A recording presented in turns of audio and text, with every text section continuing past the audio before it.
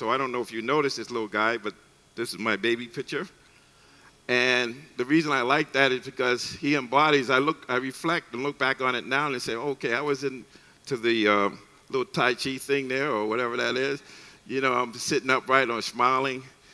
I was expressing my Christ consciousness, my Buddha nature, my divinity, my masterpiece. And so the interesting thing is, I've come to this idea that just like when Michelangelo was asked, how did he create these masterpieces out of these blocks of marble, and what did he say? He said, all I do is chip away to get to the masterpiece that's already there.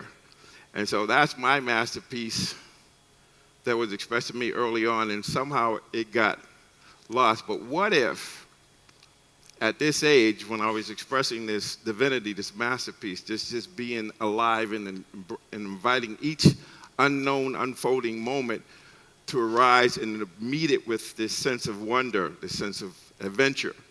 And so I like to think about it that way. So obviously, I got involved with Ivory Child, and this is bringing this to more folks earlier on, you know, just bringing this mindfulness to educational and community systems. And it's interesting, what if we all had that access to all of these things that we have access now? How could we sustain that sense of being a masterpiece or letting that masterpiece express itself?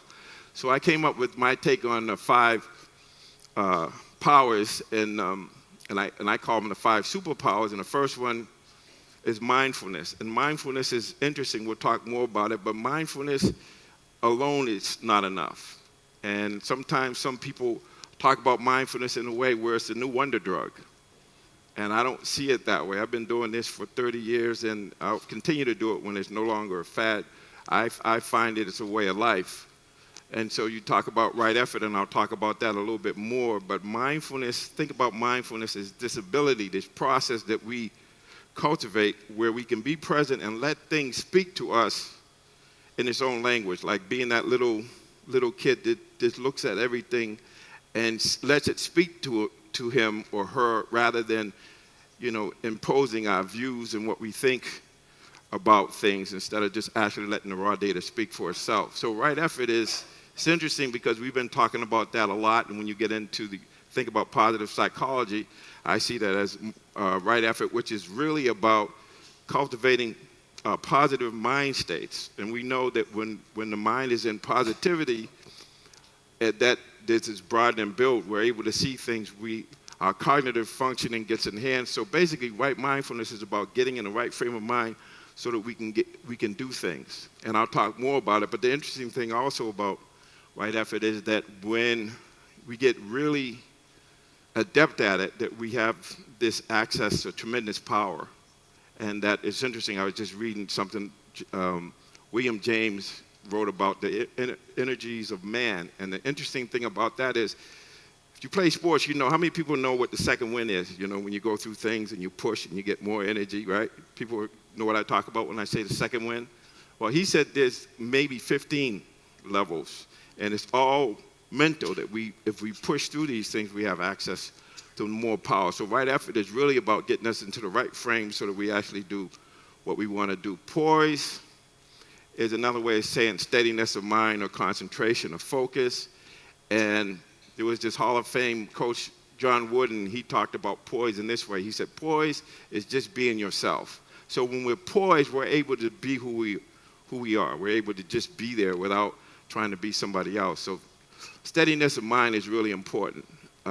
Self-efficacy is another way I talk about faith, and we'll talk about it.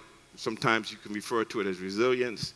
It's this idea of being able to relate to things in a way where we feel like no matter what happens to us, that we can pick and choose our response, rather than having, you know, stimulus response, creating space so that in that space we can choose our response. And it's interesting about self-efficacy, because when we feel like we can handle whatever comes down the road or the pike, then we tend to set more challenging goals, and we tend to have more persistence in terms of hanging in there until we achieve what we want to achieve.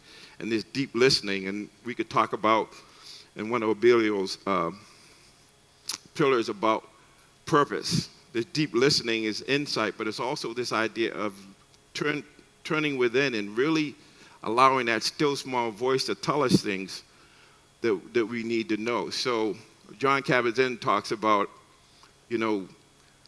deep listening, and also when I talk to, whether it's MJ or Drogba, any of those guys that are elite athletes, they'll tell you that they're doing what they're doing because they love to do it and that they would pay to do it.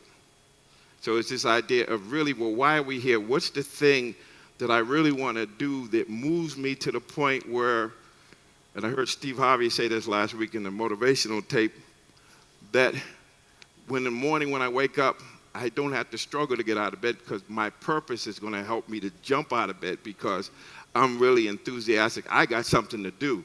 I got something that's really important where I don't really have time to stay in bed or think about it. So the idea of Yogi Berra, who is a Hall of Fame coach, very interesting math he has here. He talks about baseball is 90% mental and the other half is physical.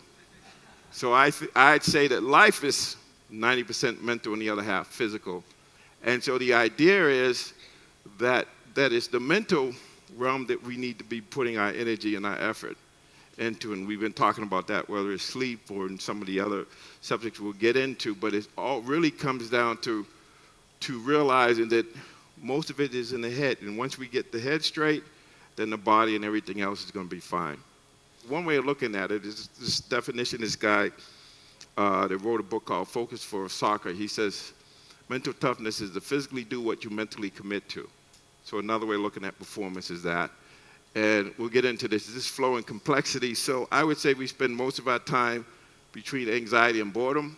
And so if we learn how to do something, we have to develop more skills. So the idea is to enhance our skills and enhance our challenges. But as we get there, we get really good at something, and we get there and we get bored, then we have to increase the challenges.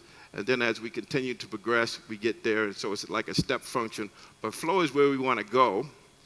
And anxiety is really something to be worked through. And you can see you got to go through a high state of arousal. And what is elite performance? It's guided by the 5 powers, what I just talked about. So here's something I'll leave you with.